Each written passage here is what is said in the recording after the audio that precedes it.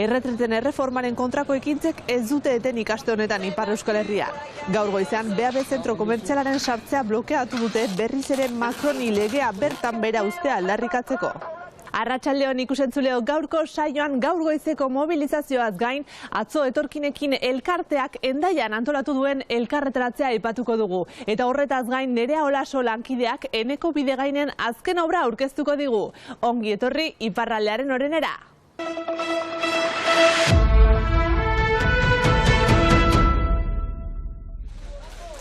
BAB merkatalguneko sarrerak blokatu dituzte goizuntan sindikatuetako kideek.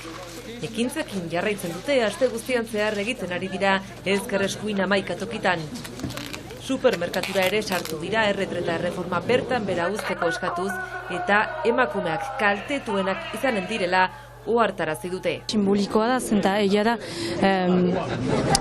enpresa hauetan, supermerkatu hauetan usu emazteak direla lanean, denbora erdietan, denbora partzialetan, langile oso prekarizatuak direla, eta bai, haiendako borrokatzen gira, zenta horretarazi behar da azkenean, erreforma hau denak unkituko gaituela, baina unu azkarkiago emazteak.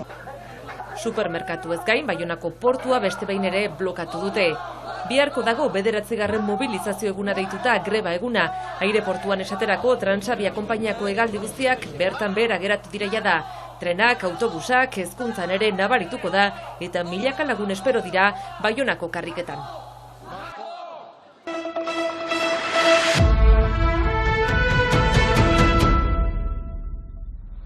Migranteak laguntzeagatik 3 pertsona atxilotu zituzten atzo Urruñan. 3 arratsaldean aske gelditu ziren. Baionako prokuradoreak atzerritarren sarrera eta zirkulazio irregularra erraztea leporatu die atxilotutako 3 pertsoneri. Asteartean bertan elkartasunarekiko jazarpena salatzeko elkarretaratzea egin dute Hendaian. 10 pertsonak elkartasuna ez dela delitu salatu dute komisaldegiaren aintzinean. Bai askatu dituzte, baina guretzat ez da afera hortan bukatzen. Ez dugu onartzen intimidazioa, ez dugu onartzen jazarpena, guk diogu elkartasuna ez dela delitu bat, eta denek bat egin behar dugu sustengatzeko egunero kontrolatua direnak, migranteak, baina baita ere regularki beren alde eta beren sustenguz ari direnak. Etorkinekin elkarteak gogoratu du datorren larunbatean, arratsaldeko 4etan Baionan mobilizazio bat antolatuko duela, Gerard Darmanin Frantziako barne ministroak proposatutako migrazio lege berriaren kontra. Elkartearen aburuz lege berri honek berriz ere pertsona migranteen eskubideak urratuko ditu. Euskal Herria, arrera herria!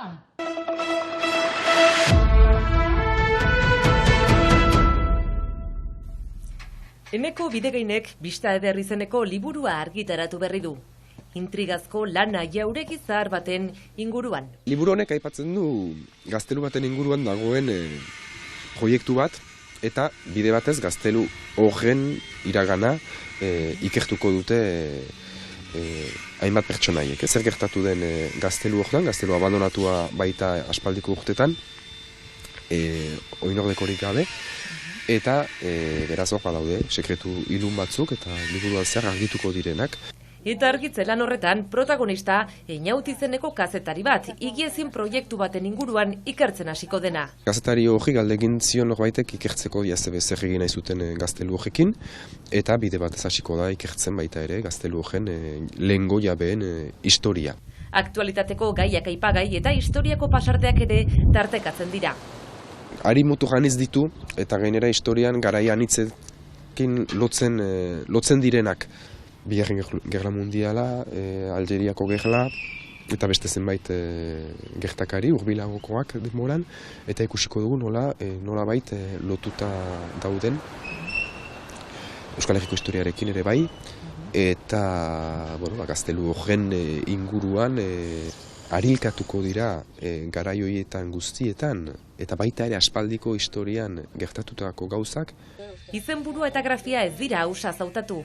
Hola idatzirik ikusten ditugula nunai, euskarazko izenak, bederen Lapurdin, Baxenafarroan eta Xuberoan, eta orduan, horreki gauza anitz adirazten du horren gibelean, euskarariz leku simboliko eta folklorikoa egiten dioten Ipar Euskal Herrian. Bista eder kasu hontan hainbat arrazoirengatik da liburuaren ardatza, bai proiektuaren inguruan dagoen izena delakotz, baina baita ere itxurakeriak duen zama ere aipatzen delakotz, ez? Pertsonaiek beti jokatzen duten kanpora begira, edo beren ingurunean komeni den, edo ustez komeni den modu baten arabera, eta ez beren zinezko moduaren arabera, ez. Orduan pixkat hori guztia islatzen da bista eder izenean. Pertsonaia ainitz azaltzen dira, eta QR kode baten bidez, kapituluz kapitulu, pertsonaien gida sortu du Bidegainek.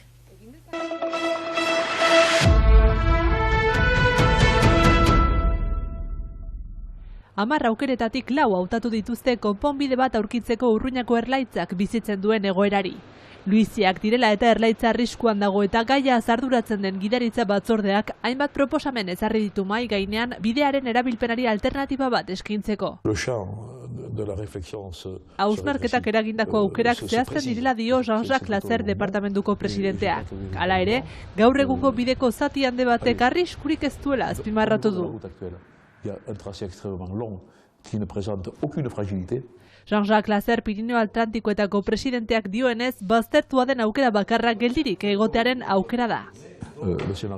Jasan gaitza da ezer egitea aurreikusi dezakeen aukera. 50 urtez lasai egon gaitezkeen bezala, egun batetik bestera zerbait gerta daiteke. 3 aukerek bidearen etxiera proposatzen dute beste bide batzuen erabilpena eskainiz. Hala nola autobidea urririk izatea eta Biriatu zein Doniban Eloitzune artean ordainleku bat eraikitzea. Mugikortasun sindikatuak eta San Joane Etxegarai bera harremanetan ezarri da jakiteko aukerak dauden autobidea erabiltzeko Doniban Eloitzune eta Hendaia artean. Hala ere autobidea erlaitza ordez erabiltzea aterabide partziala litzateke. De la corniche, ce ne serait qu'une réponse partielle. Aukera bakarrak bidea irekia mantentzen proposatzen du, eta euskorrak diren bi eremuetan obrak egin eta errepidea 50 metroz gibelatuz. Aukera guztiak datozen 6 hilabeteetan aztertuak izango dira. Jakin bar da neguan 8.000 autok erlaitza zeharkatzen dutela, udan 14.000 auto direlarik.